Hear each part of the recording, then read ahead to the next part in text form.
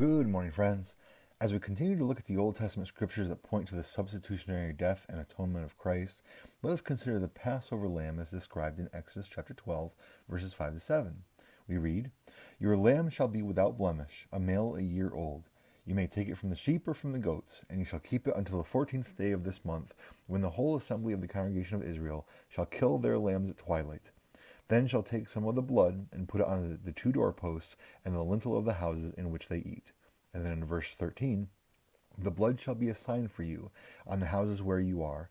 And when I see the blood, I will pass over you, and no plague will befall you to destroy you when I strike the land of Egypt." Now, if you remember the whole story, God is in the process of delivering his people from the land of Egypt by unleashing a succession of increasingly worse plagues on Egypt. And this plague of death, wherein the firstborn of every household would die, is the final plague.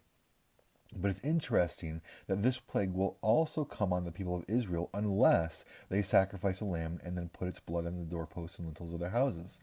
And this tells us something very important, that the people of Israel are not spared the judgment of God simply because they're the people of Israel. They needed to have a sacrifice made on their behalf. There had to be the blood of a slain sacrifice acting as a mediator between them and God, so that when God saw the blood on the doorposts, that would stand as a sign that the payment of sin had been made for that household, and so he would pass over them and not inflict the plague of death upon them. And that, number one, shows the universality of sin. All people have sin that needs to be atoned for, not just heathen people, even the so-called religious people, even God's own people, whom he called out of the world, need to have their sin atoned for. And this is the very same problem that the nation of Israel was suffering with even at the time of Christ's death and resurrection, because the Jewish people didn't think they needed a Messiah whose blood would act in such a way. They figured they were already good before God, and so all they were waiting for was final deliverance from their earthly enemies. They wanted to be delivered from Rome in a physical sense, just like their ancestors had been delivered from Egypt.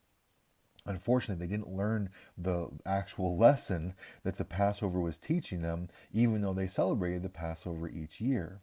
Because at the time of that first Passover, God was going to visit judgment on everyone, people of Egypt and people of Israel alike. And the only thing that saved them was the blood of the Passover lamb.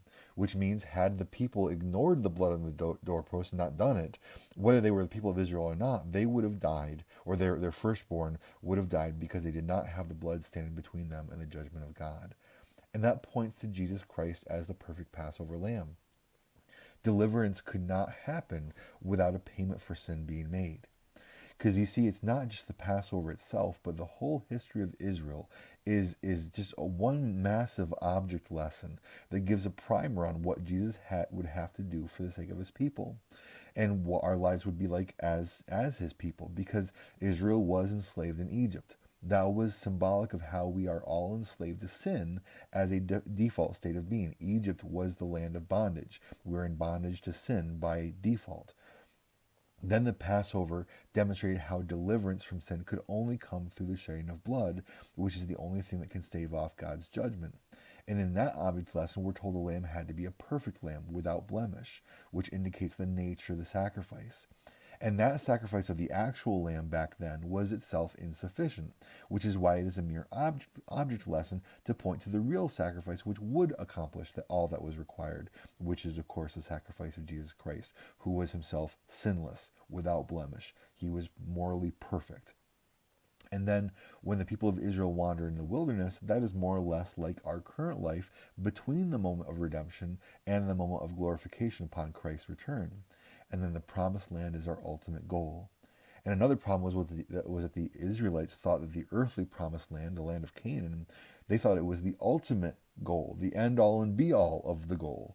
But the truth is that it was merely an object lesson pointing to a far greater reality yet to come. In any case, at the center of this series of object lessons is the Passover lamb that is slain. And as Paul says in 1 Corinthians 5:7, Christ, our Passover lamb, has been sacrificed. And then in the book of Revelation, the Apostle John depicts Christ when he writes, "And between the throne and the four living creatures and among the elders, I saw a lamb standing as though it had been slain." Then a little bit later in chapter 13, verse 8, John talks about everyone whose name was not written before the foundation of the world in the book of life of the Lamb who was slain. You may have heard of this book before, the Book of Life, that the names of the elect are written in the Lamb's Book of Life. And this is where the idea comes from. Because Jesus Christ is the perfect Passover lamb whose blood was sufficient to pay the debt of sin once for all. And so all whom he's called to himself, all who trust in him, their names are recorded in that book. And their names will never be expunged because his blood stands as a testimony such that the judgment of God will never come against them, but only instead his blessing. And so we see here more and more clearly, even back in Exodus 12, that all are sinful, Jew and Gentile alike, and all need to have their sin atoned for. And a perfect Passover lamb is required for that. And then, of course, we see that that perfect Passover lamb ultimately is Jesus Christ our Lord. With this in mind, have a good and godly day, and I'll look forward to seeing you soon.